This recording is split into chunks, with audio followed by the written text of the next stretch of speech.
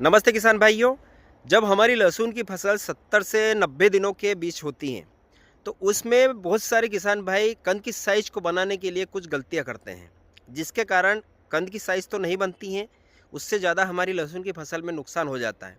अक्सर आपने देखा होगा कि जब हम लहसुन निकालते हैं, उसके बाद या तो कुछ किसान भाइयों के यहाँ लहसुन जो है पीली पड़ जाती हैं और गीली हो जाती हैं, या कुछ सेंटेड होने की समस्या आती है, या कुछ आसमानी कलर की हो जाती हैं, या बहुत सारे किसान भाइयों के यहाँ जो है गंजी होने की समस्या आती है। तो वह क्यों आती हैं? ये इसी गलतियों के कारण की वजह से आती हैं। तो जब हमारी लहसुन की फसल 70 से 90 या 100 दिनों की होती हैं, उस समय हमें कौन-कौन सी सावधानी रखना है, कौन-कौन सी गलतियाँ नहीं करना है, यही बातें आज हम इस वीडियो में करने वाले हैं किसान मित्रों। तो वीडियो 6 से 7 मिनट का है, लेकिन जानकारी बहुत ही महत्वपूर्ण है। अगर जो आप लहसुन निकाल कर लंबे समय तक भंडारण करना चाहते हैं, तो इस वीडियो को देख सकते हैं। और अगर जो आपको एक बेहतरीन क्वालिटी बनाना है, उसका पर्दा मजबूत करना है, उसको वज़नदार करना है, तो उसके लिए क्या उपाय हमें करना है, कंद की साइज़ को बनाने के लिए क्या उपाय करना है, ये सारी बातें आज मैं आपको इस वीडियो के माध्यम से बताऊँगा। तो वीडियो को लास्ट तक देख लेना। जानकारी अच्छी लगे तभी वीडियो को लाइक करना, अगर जो जानकारी अच्छी नहीं लगे तो डिसलाइक कर देना, क्योंकि किसान मित्रों वीडियो आप सभी देखते हैं लेकिन लाइक नहीं करते हैं। तो आपसे बस एक ही उम्मीद रखता हूँ, मैं आपके लिए इतनी महत्वपूर्ण जानकारी लाता हूँ, तो उसके बदले में सिर्फ एक लाइक की कामना रखता हूँ। तो आप लाइक कर दीजिए, और अगर जो आपने अभी तक चैनल को सब्सक्राइब नहीं किया है, तो इसी प्रकार की जानकारी आगे भी आपको यूट्यूब पर बिना सर्च के मिलती रहे। क्योंकि बहुत सारे किसान मित्र के कमेंट आ रहे हैं कि सर आपके नोटिफिकेशन नहीं आ रहे हैं, या फिर आपके वीडियो अब नहीं आ रहे हैं। तो किसान मित्र वो क्यों हो रहा है? अभी यूट्यूब में भी कुछ प्रॉब्लम चल रही है, जिसके कारण क्या है, नोटिफिकेशन बहुत कम जा रहे हैं।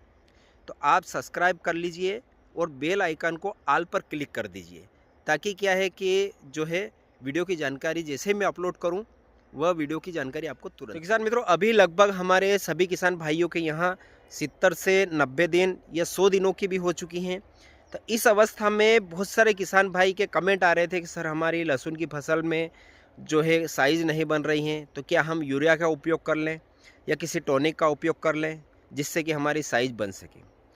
तो किसान मित्रों अगर जो आपने पहले जिस प्रकार से मैंने शुरू से लगाकर, यानी कि बुआई से लगाकर अभी तक के जो सारे वीडियो आपको डाल रखे हैं कि बुआई में हमें कौन सा खाद देना है, शुरू में हमें कौन सा खाद देना है, पीलापन आ रहा है तो कौन सा स्प्रे करना है, उसके बाद अगर जो डंठल नहीं बन रहा है, यानी कि हमारी लहसुन की बढ़वार कमज़ोर है, तना पतला है, या उसकी हाइट नहीं बन रही है, तो उसके लिए हमें कौन सा स्प्रे करना है, सारी जानकारी मैंने शुरू से लगाकर आपको प्रॉपर दी है। और उस हिसाब से अगर जो आपने आपकी फसल में स्प्रे किया है या खाद दिया है, तो आपकी लहसुन की फसल कमज़ोर नहीं होगी, उसकी बढ़वार भी अच्छी होगी, तना भी अच्छा होगा, डंठल भी मजबूत होगा, और नीचे कंद की साइज़ भी अच्छी बन रही होगी।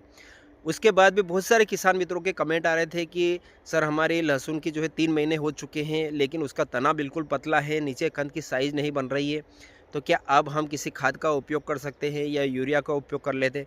तो किसान भाई अक्सर यहीं आकर गलती करते हैं। कुछ किसान भाइयों का मानना है कि यूरिया देने से कंद की साइज़ बन जाती है, लेकिन ये बिल्कुल गलत सोच है किसान मित्रों। यूरिया देते हैं तो उससे क्या होता है कि आपकी लहसुन में ग्रीनेस आएगा, पत्ते आपके हरे भरे दिखेंगे, लेकिन उसके बाद हमारी जो लहसुन की फसल होती है वह डिस्टर्ब हो जाती है। क्योंकि यूरिया क्या काम करता है, तने को बढ़ाने का काम करता है, पत्तों को बढ़ाने का काम करता है, और वह जमीन में से पोषक तत्व खींचकर तने को देने का काम करता है। इसके कारण क्या होता है कि नीचे कंद बनता है ना, 60 दिनों के बाद में हमारी लहसुन में कंद बनने की प्रक्रिया प्रारंभ हो जाती है। तो मैंने पहले भी वीडियो में आपको बताया है कि हमें 60 दिनों के बाद में कभी भी यूरिया का उपयोग नहीं करना चाहिए। इसके पहले आप यूरिया दे सकते हैं, इसके बाद हमें कभी भी यूरिया नहीं देना है। तो ये आप सावधानी अवश्य रखें कि 60 दिनों के बाद में आपको यूरिया का कभी उपयोग नहीं करना है। अगर जो आपको लग रहा है कि हमारी फसल कमज़ोर है, तो आप जो है 0-34 आता है, उसका उपयोग कर सकते हैं, उसका स्प्रे कर सकते हैं 400 ग्राम प्रति बीघे के हिसाब से। या फिर इसके अलावा आप जो है किसी माइक्रोन्यूट्रन का उपयोग कर सकते हैं, या किसी जो ग्रोथ बढ़ाने वाले। अधिकतर किसान भाई यहीं भी गलती करते हैं कि लहसुन कमज़ोर है, तो वो बोलते हैं दुकानदार को कि यार कोई अच्छा बढ़िया टॉनिक दे दो यार, तो हमारी जो है फसल बहुत कमज़ोर है। तो वह क्या है कि ग्रोथ प्रमोटर दे देता है, यानी कि ग्रोथ को बढ़ाने वाला टॉनिक दे देता है, जिसके कारण भी क्या होता है कि हमारी लहसुन की फसल डिस्टर्ब हो जाती है। एक सावधानी हमें ये भी रखना है कि जब हमारी लहसुन की फसल 70 दिनों के बाद हमें किसी भी जो है ग्रोथ प्रमोटर को नहीं देना है, किसी भी हाइट बढ़ाने वाले टॉनिक को नहीं देना है। इसमें आप जो है फर्टिलाइज़र वाले जो टॉनिक आते हैं, जिसके अंदर calcium, magnesium, boron, zinc, iron जो रहते हैं, उन्हीं टॉनिक का हमें उपयोग करना है, जिससे कि पौधे की बढ़वार के साथ साथ नीचे कंद की साइज भी बनती है।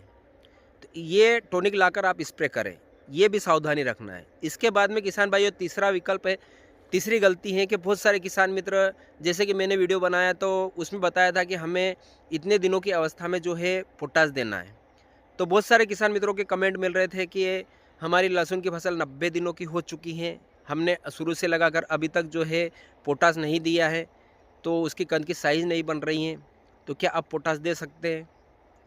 तो किसान मित्रों, अगर जो आपने शुरुआत में पोटाश नहीं दिया तो हमें 70 दिनों के बाद में या 60 दिनों के बाद में कभी पोटाश नहीं देना है। अगर जो लंबी अवधि की आपकी लहसुन की फसल है, जैसे 4.5 या पौने 5 महीने की लहसुन है आपकी, तो आप जो है 70 दिनों तक या 75 दिनों तक आप जो है पोटाश दे सकते हैं। इसके बाद हमें पोटाश नहीं देना है नीचे से ज़मीन से।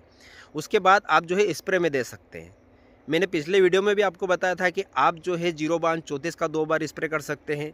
इसके बाद में आप जो है किसी भी माइक्रोन्यूटन, जो फर्टिलाइज़र वाले माइक्रोन्यूटन आते हैं, जैसे कि सीक्वेंशियल 2 आता है, या फिर अभी बीएसएफ का जो एक जिसके अंदर सिंगल जो है पोटाश आ रहा है, जो ये स्क्रीन पे चल रहा है, आप उसका भी उपयोग कर सकते हैं। तो आप जो है स्प्रे के माध्यम से पोटाश दे सकते हैं, लेकिन नीचे से नहीं दे सकते। तो ये जो 2-3 सावधानियाँ हैं, आपको विशेष करके ये ध्यान में रखना है कि हमें जो है 70 दिनों 60 दिनों के बाद में यूरिया का उपयोग नहीं करना है, पोटाश का उपयोग नहीं करना है, किसी भी जो है हाइट बढ़ाने वाले टॉनिक का उपयोग नहीं करना है। ये सावधानियाँ रखना है।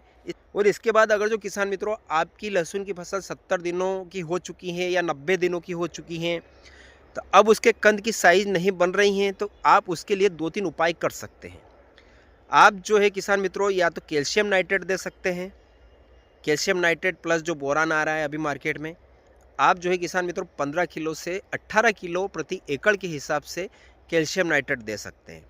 लेकिन इसको देते समय भी एक सावधानी अवश्य रखिएगा कि आप इसको किसी खाद के साथ में मिलाकर मत दीजिएगा, नहीं तो आपको कैल्शियम नाइट्रेट या खाद के दोनों के रिजल्ट नहीं मिलेंगे। आप इसको सिंगल लीजिएगा, सिंगल डाल सकते हैं तो डाल दीजिए, नहीं तो फिर आप जो है इसको जो गोबर वाली खाद आती है पकी हुई, उसके अंदर मिक्स करके आप जो है छिड़काव कर सकते हैं, लेकिन किसी भी खाद के साथ में आप नहीं मिला सकते। आप ये दे सकते हैं, या आपकी लहसुन की फसल मान लीजिए कि आप स्प्रे के माध्यम से भी दे सकते हैं, क्योंकि अभी तो जो है कैल्शियम नाइट्रेट स्प्रे में भी आ चुका है, लिक्विड में आ चुका है, तो आप लिक्विड भी जो है स्प्रे कर सकते हैं, ये कर सकते हैं। इसके बाद जो है किसान मित्रों एक सीक्वेंशियल 2 आता है होमेक्स कंपनी का, उसके अंदर जो है 7 से 8 प्रकार के फर्टिलाइज़र रहते हैं, calcium, magnesium, boron, zinc, iron, copper सभी रहते हैं, जो कि हमें 90 दिनों के बाद में हमारी लहसुन की फसल में हम कंद बढ़ाने के लिए दे सकते हैं।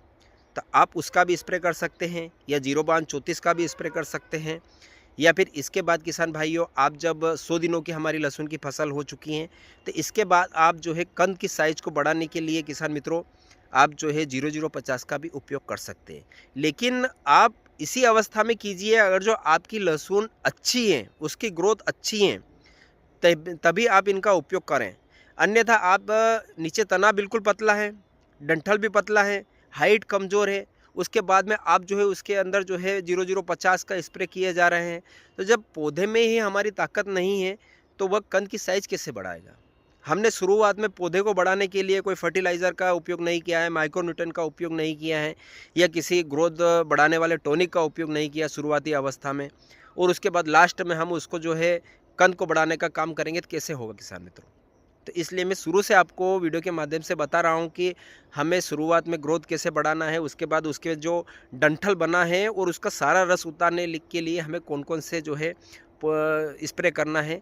तो किसान मित्रों आपकी लहसुन की फसल अच्छी हैं, ग्रोथ अच्छी हैं, बढ़वार अच्छी हैं, तो आप उसमें जो है पीजीआर का उपयोग कर सकते हैं।